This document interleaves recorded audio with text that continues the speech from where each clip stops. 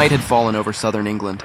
Across hundreds of airfields and quiet villages, the world seemed to hold its breath. Tens of thousands of young men waited in the dark, their uniforms packed, their rifles oiled, their minds racing toward a dawn they could not yet imagine. Inside the canvas tents, light from a single bulb glowed through the fabric, pale, trembling. Some men played cards in silence, pretending the game mattered. Others cleaned their gear again and again, searching for calm and repetition. Letters were written, folded carefully, tucked into breast pockets. Messages meant for wives, mothers, sweethearts, in case the worst should come. The air smelled of wet grass and fuel. Engines idled in the distance. A sergeant walked between rows of trucks, whispering reminders that sounded more like prayers than orders. No one spoke loudly. Everyone listened, to the hum of engines, to the sea wind, to their own heartbeat. The invasion had been postponed once because of weather. Let's see what you've got, Now June soldier. 6th was set. They all knew it. Posters in every command tent showed the map. A stretch of French coast marked with code names. Utah, Omaha, Gold, Juno, Sword. Simple words that, by morning, would mean everything. A young private sat apart from the others, his helmet resting in his lap. He stared at it as if it could tell him whether he would live or die. He was 19, and though he had trained for months, nothing could prepare him for this. The largest seaborne invasion in history, a leap into fire. Nearby, a medic checked his supplies, bandages, morphine, tourniquets, knowing there would never be enough. He had promised himself he would help whoever he could, but deep down he understood that war rarely allowed time for promises. In the mess tent, an officer tried to give a final speech. His voice trembled only once. He told them they were part of something far greater than themselves, that freedom had waited too long behind barbed wire, and that tomorrow they would open the gate. The men listened, but what each one heard was different. Some thought of home. Some thought of fear. Some thought of nothing at all. At airfields across England, paratroopers loaded into C-47 Dakota transports. Their black painted faces reflected the dim red lights inside the fuselage. They checked each other's gear, straps tight, knives sheathed, reserve chutes packed. When the engines roared to life, no one spoke. The vibration filled their bones. One man whispered a line from a psalm. Another smiled nervously, clutching a photo in his glove. As the planes lifted into the night, the world below vanished under clouds. From above, they could see only flashes of lightning and the cold glint of moonlight on the channel. They were the first wave, the pathfinders, the ones who would jump behind enemy lines hours before the beaches saw daylight. On the coast, sailors prepared their landing craft. They greased the ramps, tightened bolts, checked engines that had to start in the surf no matter what. The smell of diesel mixed with sea salt and sweat. They had been told it would be rough water. They had not been told how rough. Inside one ship's hold, a group of infantrymen sat shoulder to shoulder, knees touching. They tried to sleep, but every few minutes someone shifted, coughed, or whispered a joke that fell flat. One man took out a small harmonica and played a few slow notes, not a tune, just sound to remind them they were still alive. Above them, the paratroopers crossed the coastline. Anti-aircraft fire erupted, orange bursts tearing through the clouds. Tracer rounds streaked upward like angry stars. The planes jolted and banked hard. Jump lights turned green. They leaped. Wind roared in their ears. Chutes opened like white flowers in the darkness. Below them, fields, rivers, and villages, all hidden under a veil of fog. Some landed in trees, some in water, some miles from their targets. But they were in France. The invasion had begun, even before the ships touched shore. Back aboard the fleet, the hours dragged. Men waited below deck, counting seconds by the sound of the sea hitting steel. One lit a cigarette and passed it down the line. Another took out a small tin cross and kissed it once. They said nothing, because there was nothing left to say. When dawn finally began to bleed through the clouds, the horizon was filled with ships, more than anyone had ever seen. Destroyers, transports, landing craft, battleships, a floating city stretching to the edge of the world. The soldiers climbed up the narrow stairways to the deck and saw the gray coastline of Normandy waiting for them. Some felt pride. Some felt terror. All felt the weight of history pressing on their shoulders. The night was over. Tomorrow had come, and the world was about to change forever. Before the first light touched the French coast, the sky was already alive. From horizon to horizon, aircraft filled the darkness, the steady drone of engines blending into one endless sound. Inside each plane sat young men wrapped in gear that weighed nearly as much as they did: parachutes, rifles, grenades, radios. They waited for the signal that would send them into history. For many, this was their first time leaving the ground. For others, it would be their last. They couldn't see the sea below them, only the black void stretching forever. But through the small windows, occasional lightning illuminated the waves, white foam against ink-dark water. And somewhere beyond that darkness lay France. The flak came suddenly. German guns opened fire from hidden positions. Tracer rounds rose like fiery ropes crossing the sky. Pilots shouted over the radio, trying to hold formation, but chaos spread fast. One plane burst into flames, a brief, terrible flash, then vanished into the night. Others veered off course, dropping men miles from their intended zones. Still, they jumped, one after another, into wind and fire. The parachutes opened late, whipping hard in the air. Below, the land was nothing like the maps: flooded fields, narrow hedgerows, rivers glinting faintly. Men hit the ground alone, scattered, surrounded by darkness and the distant echo of gunfire. They cut their chutes, drew pistols, and began to search for anyone wearing the same uniform. Some drowned in the flooded marshes before they could even free themselves. Some landed on enemy-occupied farms and were shot before their boots touched the ground. But others, small groups of 3, 5, 10, began to gather, whispering passwords into the dark. They didn't know exactly where they were, only what they had to do: destroy bridges, block roads, confuse the German reinforcements before the beaches came alive. In a small Norman village, an old farmer woke to the sound of gunfire. He stepped outside and saw parachutes drifting down through the mist. He thought at first they might be Germans, another patrol, but then he heard an accent he hadn't heard in years. "Anglais, American," he whispered. For the first time in 4 years, he allowed himself to hope. Meanwhile, out at sea, the fleet continued to move forward through the black water. The waves were rough, higher than expected. Men grew sick, vomiting into buckets, gripping their rifles as the landing craft pitched up and down. Above them, the bombers roared toward the coast, releasing their loads over the German defenses. From a distance, the shoreline looked like it was on fire, but not all the bombs hit their marks. Many fell too far inland, missing the bunkers that would soon unleash hell on the beaches. And in the darkness, German defenders, weary but alert, waited behind concrete walls, readying machine guns and artillery. They did not yet know the scale of what was coming. On board one landing ship, a chaplain moved among the men, offering quiet words that could barely be heard over the engines. Some crossed themselves, others looked down. They had trained for this moment, repeated it on the shores of England again and again, but this was real. No drill, no practice, only one chance to make it to the sand alive. A sergeant checked his men one last time, rifles loaded, helmets fastened, bayonets fixed. He didn't tell them to be brave. He simply said, "Stay together. That's all that matters." As the horizon began to lighten, the faintest gray of dawn, the first landing craft lowered into the waves. The wind howled. Spray hit their faces. Engines strained. Some boats spun off course, some took on water, yet every man stayed silent, eyes fixed forward. Some whispered the same words again and again: "Just get me to the beach." Behind them, the great guns of the Allied battleships opened fire. The sea exploded in thunder. Shells screamed overhead, arcing toward the coastline. The earth shook. Every blast lit the horizon for an instant, revealing the cliffs of Normandy. It was beautiful and terrifying. In the villages near the coast, French civilians awoke to the sound of that bombardment. For a moment, many thought the world was ending. But then they saw something new in the sky: parachutes, planes, smoke, and the faint outline of ships as far as the eye could see. They realized the Allies had come. On the beaches themselves, German soldiers stood stunned. For weeks they had expected an invasion, but not here, not now, not at this scale. As dawn broke, they saw the armada appear through the mist, more than 5,000 ships stretching endlessly. Some men dropped their rifles in disbelief. Others ran for the bunkers, shouting orders, pulling ammunition belts into machine guns. The first shells hit moments later.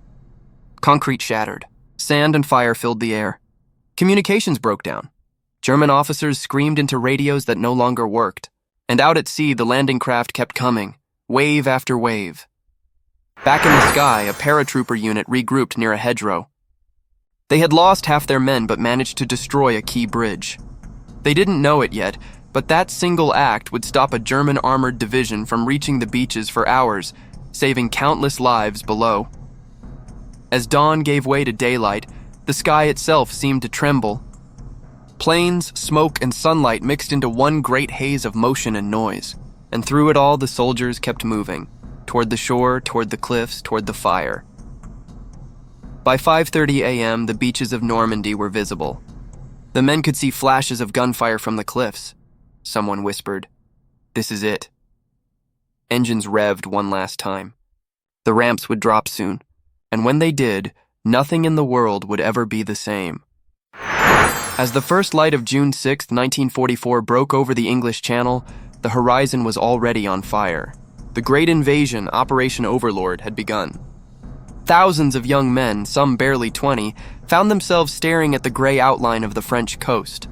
The waves slammed against their landing craft, salt spray stinging their faces.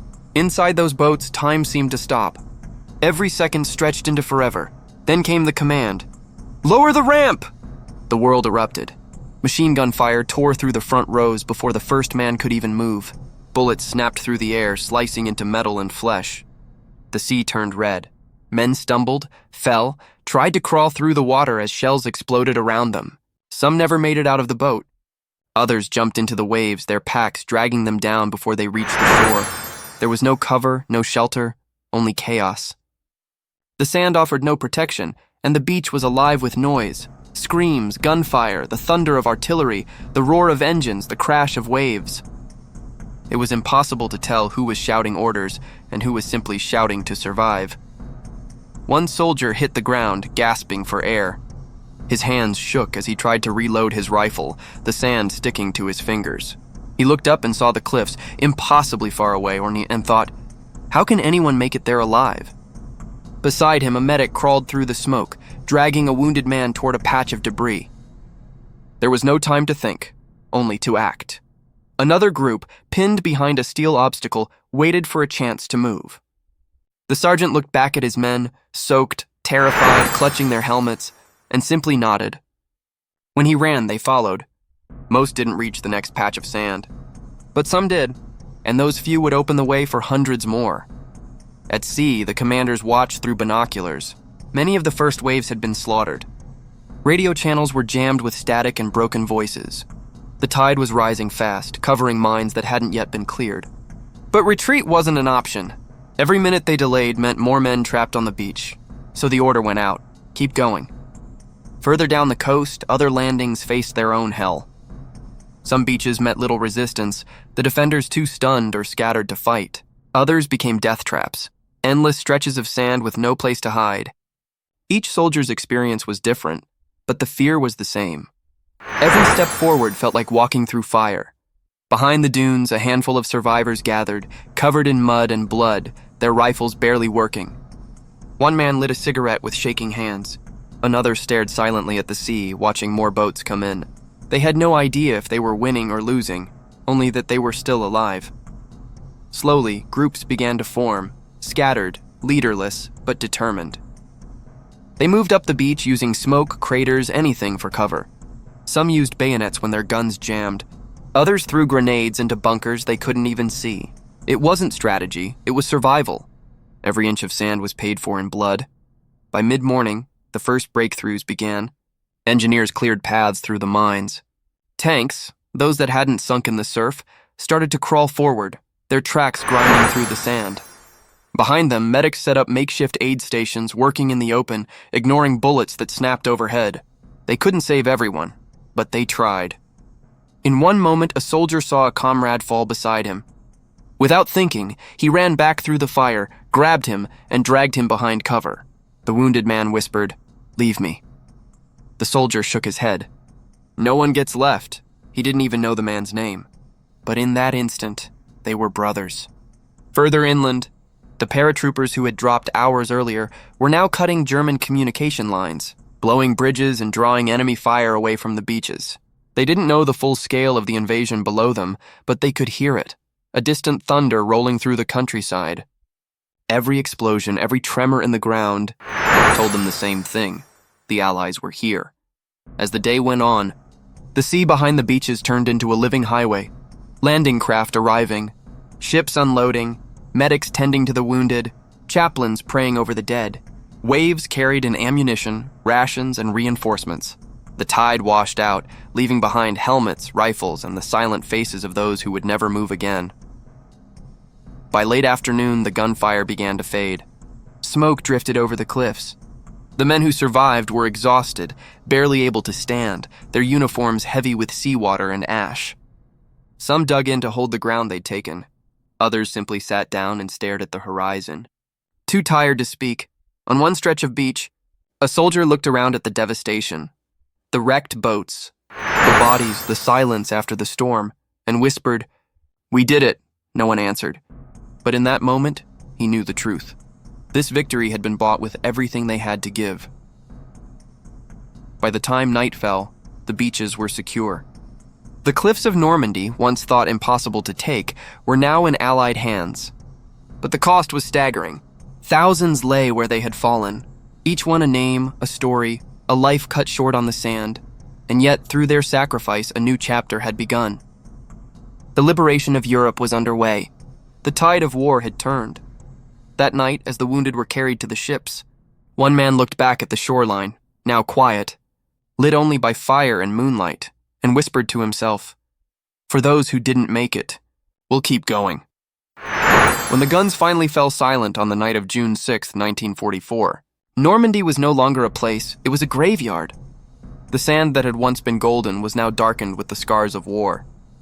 Every dune, every crater, every stretch of coastline told a story. Stories of fear, of courage, of men who had seen the edge of the world and stepped beyond it. For those who survived, silence was almost unbearable. After hours of unending noise, the screams, the explosions, the roar of engines, the stillness felt heavy, almost cruel. Some soldiers sat alone, staring at their rifles, unsure whether to feel grateful or guilty. Others searched among the wreckage for friends who never made it to the dunes. Each body they turned over was a reminder of how fragile victory really was. In the flickering light of burning vehicles, medics worked through the night. They moved from man to man, whispering words of comfort that few could hear. The wounded asked for water, for home, for their mothers. Many would never wake again. Those who did would remember that night forever. The smell of smoke, the cries in the dark, the sound of waves washing over the fallen. Further inland, paratroopers regrouped in scattered fields. Their mission had been chaos, landing in the wrong zones, cut off from command, yet they had fought through, improvising at every turn.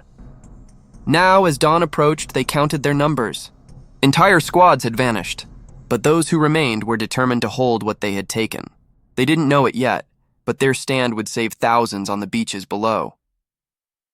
One soldier, his hands still trembling, wrote a letter home by the light of a match. He didn't write about glory or victory, only about the faces of the men beside him. He wrote, "If I don't come back, tell them I wasn't afraid to go. But I hope they'll remember us, not as soldiers, but as boys who did what they had to." Letters like his, many never sent, tell the truest story of D-Day. Not just strategy and heroism, but humanity, the fear, the hope, and the quiet understanding that tomorrow was never promised. At dawn, the beaches were unrecognizable. The tide had washed away some of the wreckage, but not the memories. Ships still burned offshore. Corpses drifted in the surf. Engineers moved among the ruins, marking mines, dragging equipment, setting up makeshift roads. The war had moved inland, but the beach remained sacred ground. Chaplains walked through the sand, offering last rites. For many, there were no words left to say. They simply placed a hand on a shoulder, whispered a prayer, and moved on.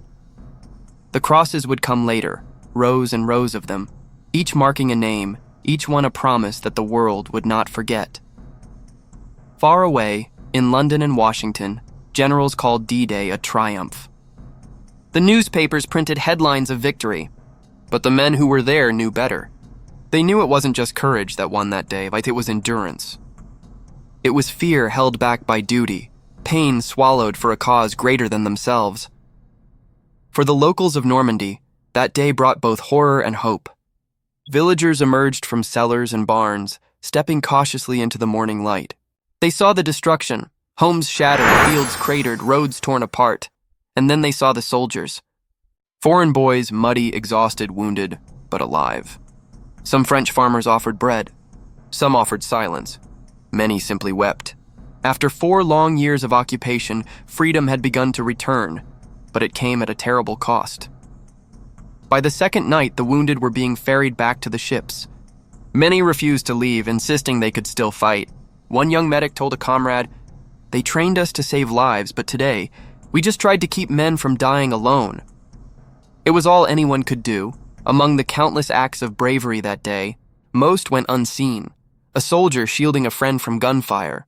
A man giving up his life jacket to someone who couldn't swim. An officer staying behind so others could move forward. There were no cameras, no medals, no speeches. Only the quiet truth that heroism often lives in silence. The next morning, as reinforcements poured ashore, some men returned to the same beach they had fought on 24 hours earlier. They barely recognized it. The bodies had been gathered, the bunkers cleared, the flags raised, but the ghosts remained. Every crashing wave seemed to whisper the names of those who had fallen. Years later, veterans who returned to Normandy said the same thing. It wasn't the noise they remembered most. It was the quiet. The quiet after the battle, when the only sound was the sea. In that stillness, something larger than war took root, a deep, unspoken understanding between the living and the dead. Those who survived carried that silence for the rest of their lives. They spoke little of what they saw, not because they forgot, but because they couldn't explain it. How do you describe the moment you realized the world would never be the same again? For some, D-Day ended when the shooting stopped. For others, it never truly ended. It lived on in their dreams, in the flash of gunfire behind closed eyes, in the echo of waves hitting the shore. Time passed, nations healed, and the beaches turned peaceful again. Children played where men once fell, but beneath the sand, the memories remained. Today, when the tide rolls in over Normandy, it washes against history itself. Every grain of sand has seen courage, fear, and sacrifice beyond measure.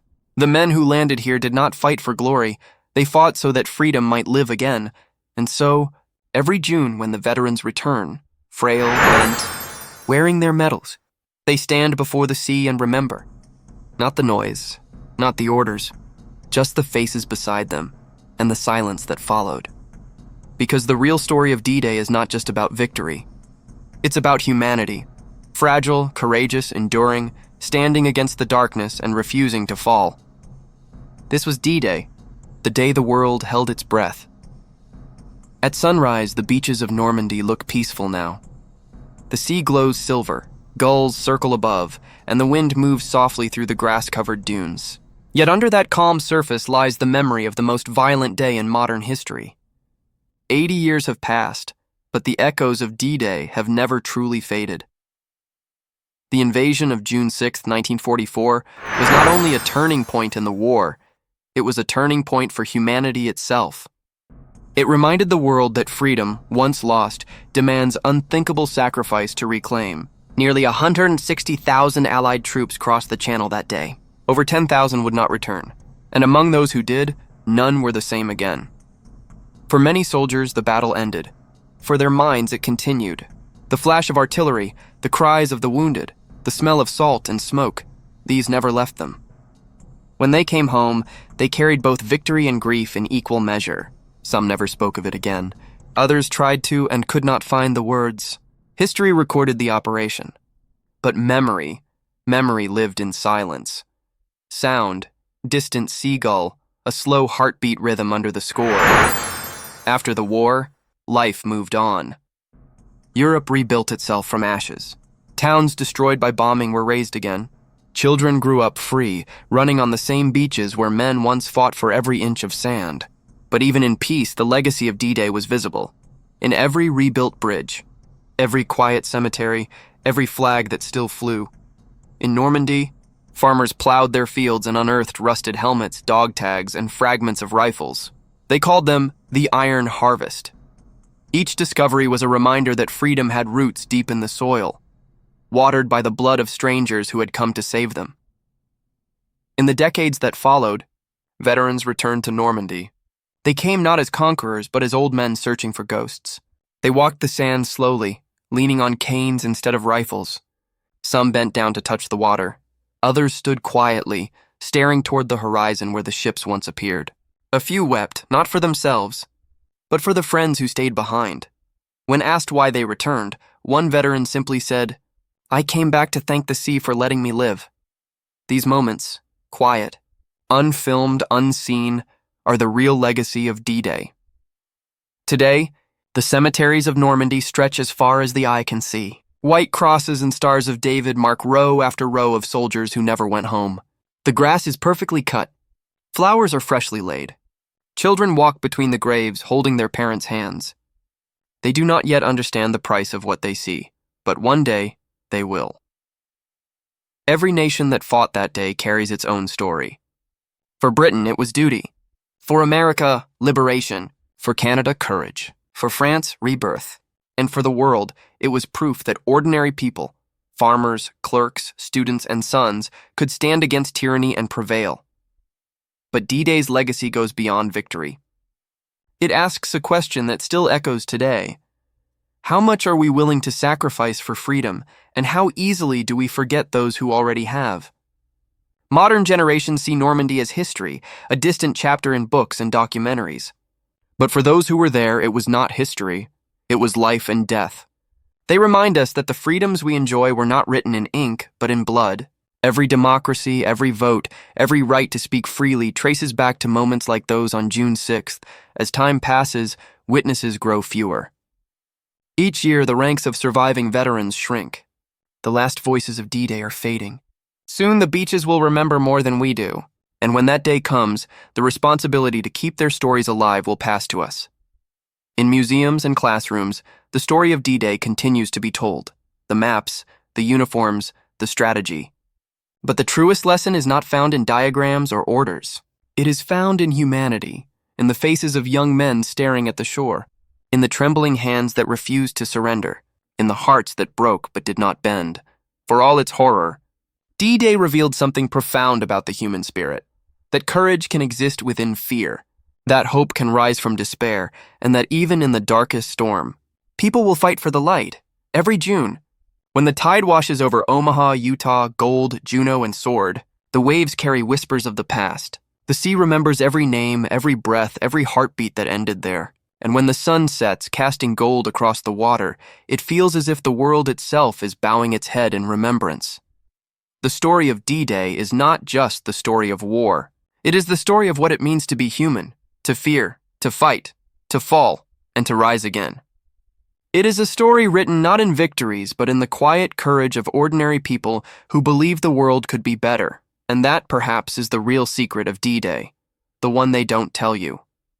That behind every statistic, every strategy, and every photograph, there was a heartbeat. A son, a brother, a friend, someone who believed in something larger than himself. So when you walk the beaches of Normandy, do not just see the sea and the sand. Listen. The wind still carries their voices. And if you listen closely, you'll hear them whisper, "Remember us."